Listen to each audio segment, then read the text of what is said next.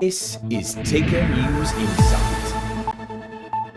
Hello and welcome back to Ticker News Insight, where we're looking to focus on the best of business from people all around the world. I'm Britt Coles, and now to our latest story. McKinsey research indicates that advancing gender equality in APAC could add $4.5 trillion to their collective GDP annually in 2025. Now, we know that women are pivotal in releasing this potential and lifting more people out of poverty.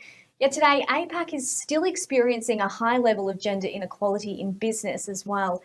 Today, we have two very special guests that have partnered up to bridge this gap. Irene Tsang is the CEO and founder at Lift Women Australia, and we have Emmanuel Geer, the founder of Labamu, a fintech venture that accelerates sales, improves productivity and profitability. Welcome to the program today. It's such a pleasure to have you both on about this very, very important topic. So Irene, let's start with you. Please tell us why the gap is even bigger in APAC, and I guess that potential, like trillions of dollars we're talking here. So how can Lift Women help all this? Yeah, thank you so much for having me today. And I think the gender gap in APAC is a complex issue with various factors contributing to its severity. However, I think limited access to finance is often the biggest challenge that's faced by women. According to the World Bank, over 1 billion people in Asia are unbanked with no access to financial service at all, and a large majority of them are women. And this is primarily due to the lack of digital financial literacy and identity proof. While culture and social norms, I think, also limit women's access to education and opportunities. And so, only less than 30% of women will ask for funding to start their businesses. And there's a lack of success stories and mentors. And that's why, according to JP Morgan, only 5.7% of startups in Asia are led by women. So I think at Lift Women, our mission is very straightforward and simple: to close this gender gap in business by creating equitable access to funding and opportunity for all women and girls. And our female-focused crowdfunding platform provides alternative funding pathway for early or ideation stage female founders to raise equity-free, debt-free capital to kickstart their entrepreneurial journey and test their products in the real world. So we then connect them with pivotal resources and networks that they need to grow and sustain their business. By doing so, I think we aim at normalizing and changing the narrative of fundraising for women and fostering a collaborative and supportive community that puts women's rights and needs at the forefront. Certainly, and those stats are just absolutely alarming. So you're really doing amazing stuff and such a powerhouse in that space.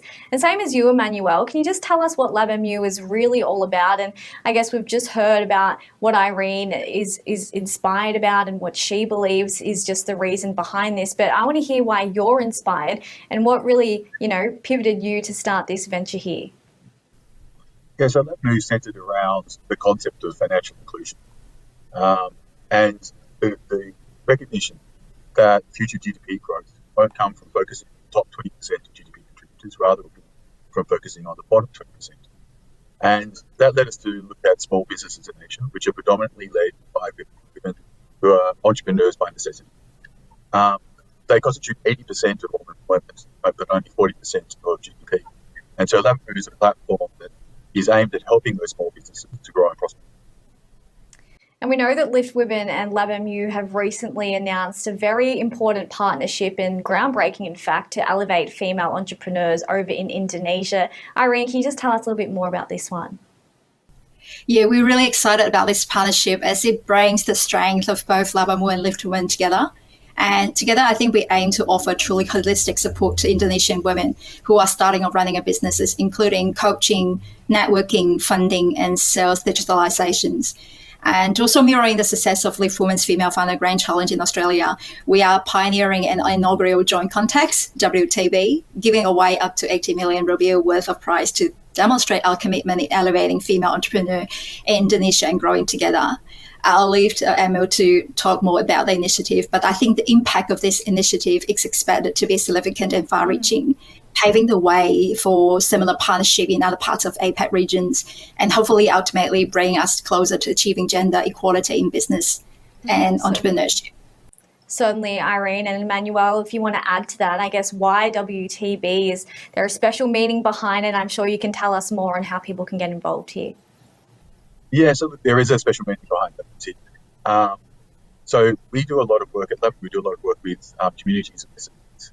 And we created a tagline to capture that, which is called Tumbuh Bersama, growing together. And so we looked at this, extending the Female Founders Grant Challenge to Indonesia. We called it Wanita Tumbuh Bersama, which means women growing together. And so the event launches on the 1st of May. And so the website will be up at www.labamu.co.id. The entrants can submit their submissions on the 15th of May.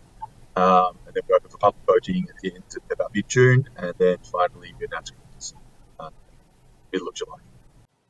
Fantastic. Irene and Emmanuel, you're doing incredible work to bridge that gap and really empowering women in the Asia Pacific region. Thank you so much for bringing your insights and telling us more today. Really appreciate it. Thanks, man. Thank you for having us. Thanks so much for watching. I'm Brooke Coles. Head to tickernews.co for more.